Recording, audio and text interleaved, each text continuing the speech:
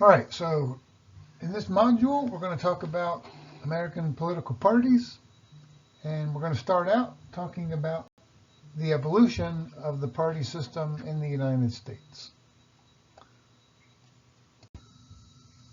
All right, so we begin early days, as we've discussed in previous modules, the Federalists, right, promoting ratification of the Constitution, in general favoring a strong national government, versus the Anti-Federalists, the Anti-Federalist Papers, those advocating for a stronger state governments, right? The Articles of Confederation arguing against ratification.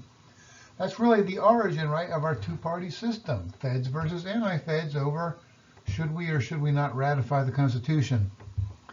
This quickly evolves early days into the Federalists and the Jeffersonian Democratic Republicans. The Jeffersonian Democratic Republicans are basically the heirs to the Anti-Federalists, led obviously by Thomas Jefferson.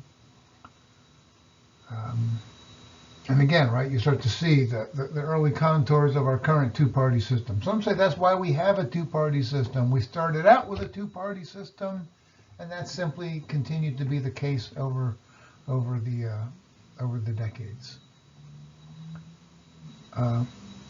Over time, the Democrat, and this gets a little bit into the weeds. I don't think we need to get too deeply into the weeds. I think our text goes a little overboard here. But basically, the Democratic Republicans become the dominant party of its time, right? The anti-Fed, the Federalists, pretty quickly become persona non grata. They're seen by many Americans as out of touch and elitist, right? They oppose expanding suffrage. This was the big issue really for Democratic Republicans was let's expand suffrage so that more than 5 or 6% of us are allowed to vote. So pretty quickly we democratize, and that leaves the Federalists. That leaves the Federalists kind of in the dust over time. The Democratic Republicans themselves have their own problems over the years. They actually factionalize into two different groups. The primary group that emerges are the Jacksonian Democrats, led by President Andrew Jackson. They become fierce advocates for an increasingly democratic America, an increasingly populist America with more power to ordinary Americans. And then amid the decay of the Federalist Party, what emerges, really in opposition to the Jacksonian Democrats, is what's known as the Whig Party. A relatively short-lived political party. I believe that was at the time a political party over in England, so presumably that's where they get the name. Not related to having a hairpiece. The primary reason the Whig Party is short-lived is it comes into being at a time when America is increasingly divided over the issue of slavery, and as slavery tears apart the fabric of America, it also tears apart the fabric of the Whig Party. And out of that dispute within the party emerges the Republican Party in 1854 with a strongly northern and abolitionist flavor. Interesting to note here that at this time, the Democratic Party is largely southern and pro-slavery. The Republican Party emerges as largely northern and abolitionist. And, I'll note the obvious here. Lincoln becomes the Republican Party's first successful candidate for the presidency. He wins that election of 1860, gets reelected in 64, and then shortly thereafter, of course, is assassinated by John Wilkes Booth.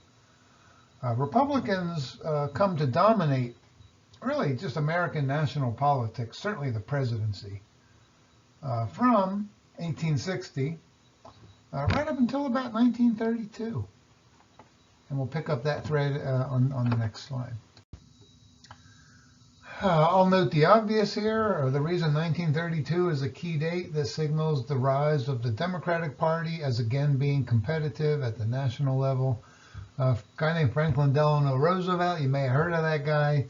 He runs as a Democrat in 1932 and, of course, wins against the incumbent Republican, Herbert Hoover. And the burning issue there, right, was Should we, for the first time in our history at the national level, should we have a welfare state that's also regulatory in nature to regulate, right, the emergence of these large corporations driven by the Industrial Revolution?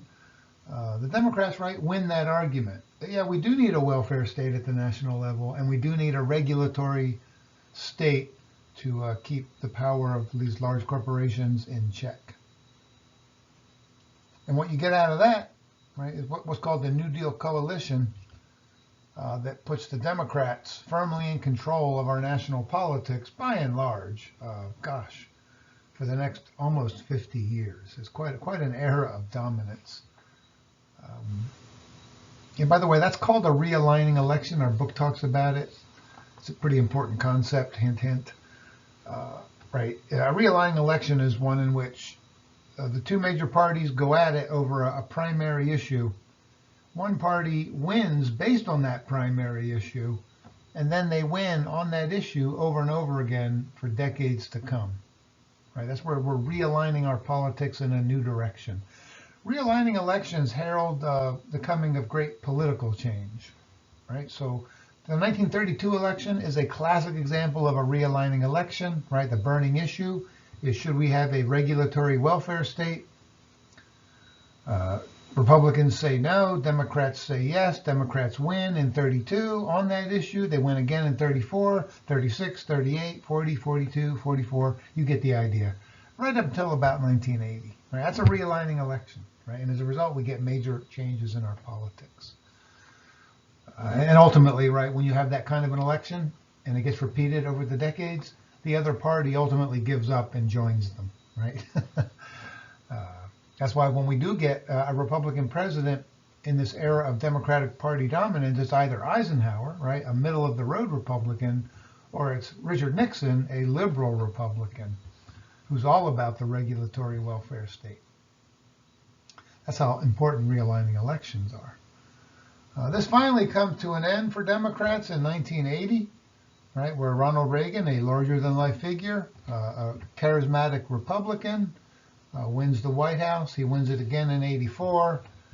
This heralds the reemergence of the Republican Party at the national level as a force to be reckoned with, as super competitive once again.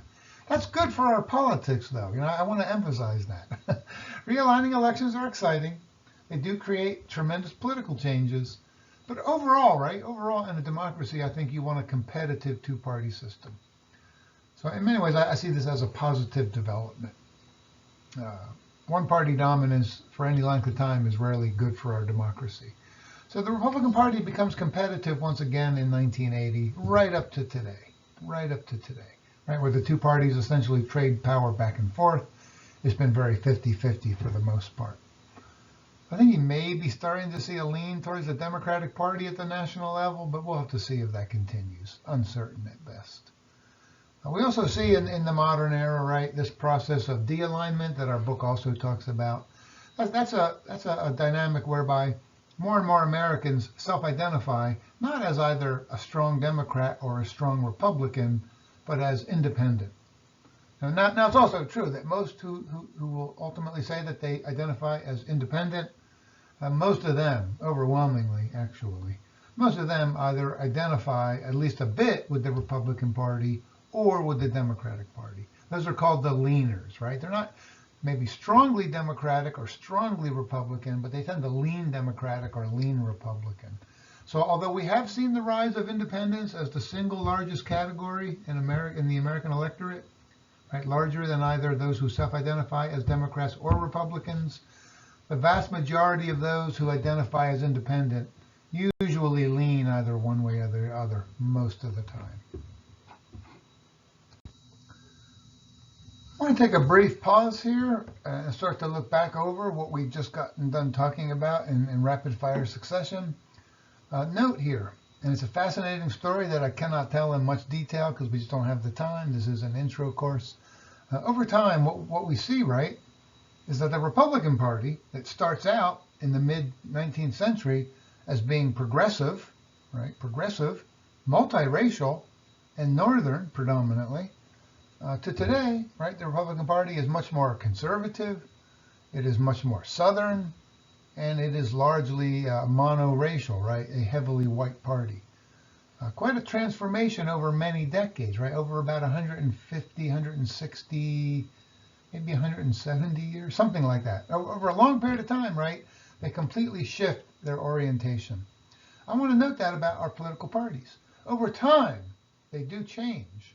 They shift. And that'll continue on into the future, I strongly suspect, right? So when we describe the two parties today as having certain characteristics, I just recognize that those are probably temporary. And in the future, it might be quite different. And at the same time that that's happening to the Republican Party, right, the reverse is happening to the Democratic Party, which in the middle of the 19th century is fundamentally conservative, pro-slavery, and heavily white, to being today, right, progressive, multiracial, and not particularly Southern, right? Not particularly Southern. So they've essentially switched, right? Switched identities, and in a very real way, switched coalitions. I'll come back to that in just a little bit. Also notable, I think today, I'd be remiss not to mention this. Trump really has, in some ways, transformed and redefined the Republican Party. We'll see if that has a lasting impact. We'll just have to see, pending further data as the future unfolds before us.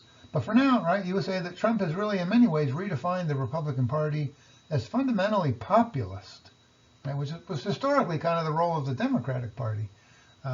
Trump has stolen some of the Democratic Party's fire on that and has sought to redefine the GOP as a populist party, not necessarily committed to the interests of, for example, large corporations, big businesses, and so forth, or the elite, at least rhetorically. Right, and you've seen Trump also push the GOP to be hardcore populist on certain issues related to issues of race, issues of class, and it's been, quite, and issues of gender identity, right? Culture war issues in many ways. Hardcore. This is not my father's Republican Party. This is not the Republican Party that I grew up with. It's quite different. It's redefining itself. It's evolving over time. And in this case, really, in many ways, driven from above by Donald Trump. It's been quite a fascinating narrative to follow. The Republican Party establishment, kind of the Reagan Republican Party that I grew up with, they fought back, right? They fought back against Trump, but with very little success. And the reason for that, right, is that Trump continues to have the intense loyalty of tens of millions of ordinary Americans. And as long as he has that grassroots support, he will continue to dominate the Republican Party. And, he's done a really nice job. Credit where credit is due. He's done a really nice job of energizing working class whites to support the Republican Party. Because historically, right, working class whites were part of the New Deal Democratic Party coalition for more than 50 years, right? And Trump has managed to win over that demographic for the Republican Party. And he's really motivated them to re-engage with politics. That helps explain why he won, albeit narrowly in 2016, and damn near won again in 2020, and will be, I think, a real threat to win again in 2024. Now, if I were to try to summarize quickly where the two parties stand today in terms of their key groups that support them, because I think in many ways that's what defines our two parties, always have. What groups of people support each party? Democrats today, and that might change in the future, it was different in the past, but right now they tend to draw, right, from coastal areas, from the Northeast, and parts of the West and Southwest, broadly speaking. Right, so that would mean states like Washington, Oregon, California, maybe to a lesser extent, Pennsylvania. Although remember, a lot of Pennsylvania is interior, which is more Republican. Part of it's coastal, where I grew up, Philadelphia area. The Philadelphia area, right, is heavily Democratic. The interior tends to be heavily Republican. I'll come back to that in a moment. You could teach a whole class just on this topic, by the way. Republicans tend to draw from America's interior, non-coastal areas, the South, and parts of the West and Southwest. These are, again, broadly speaking. Democrats tend to draw heavily, right, from Americans of color. I think our book has some nice data on that in some of those tables. There is not a single grouping of color that doesn't vote Democratic, with, I think, the exception of Cuban Americans, who do vote predominantly Republican. But every other non-white group votes Democratic, I believe. Republicans, therefore, right, the obverse, tend to draw from those who are white pretty heavily. Because remember, each party is trying to win elections, and they're trying to put together a group, a coalition of groups that will allow them to do that. So choices have to be made, right? These are the choices our two parties have made here in the year 2023. Democrats tend to draw, and this is interesting, among those, draws heavily support from those who are unmarried and relatively secular, or, I guess I should say. Republicans tend to get support from those who are married and those who are relatively religious. And remember, I'm making broad generalizations here. Are there significant exceptions to that at the individual level? Of course there are. But broadly speaking, the data prove this out. If only married Americans voted in elections, Republicans would kill it every cycle. Right? If only single people voted in every election, Democrats would kill it in every cycle. Are there a lot of married people who vote Democratic? Obviously. Are there a lot of unmarried people who vote Republican? Clearly. Right? But broadly speaking, these are valid generalizations. That's what we do in the social sciences. Democrats tend to draw from those living in big urban areas and those living in older and more diverse suburbs. I think we've talked about that before.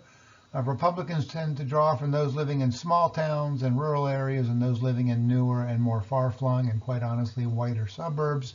You see exactly that, don't you, right here in Nevada? That's exactly how our politics play out in Nevada. So what's true at the national level is often true at the state level. It certainly is in Nevada. Democrats, and this is a critical one, it doesn't get enough attention. Democrats draw heavily from younger Americans, ages 18 to 49. Republicans tend to draw heavily on older Americans, 50 and older. Right? Great for Republicans right now because older Americans are much more likely to vote than younger Americans. But, right, the problem for Republicans is older people are at more risk of dying than younger people. They age out of the electorate over time. They die. That's a problem for the Republicans going forward. And then, right, the flip of that for Democrats. They struggle to turn out young Americans to vote. If young Americans voted at the same rate as older Americans, Democrats would kill it in every election cycle. But younger Americans don't. They don't. And what's the group most committed to the Democratic Party? 18 to 24. What's the group least likely to vote in terms of age demographics? 18 to 24. Right. So Democrats are optimistic about their future, but frustrated in many ways that they have such a hard time getting young people to turn out to vote.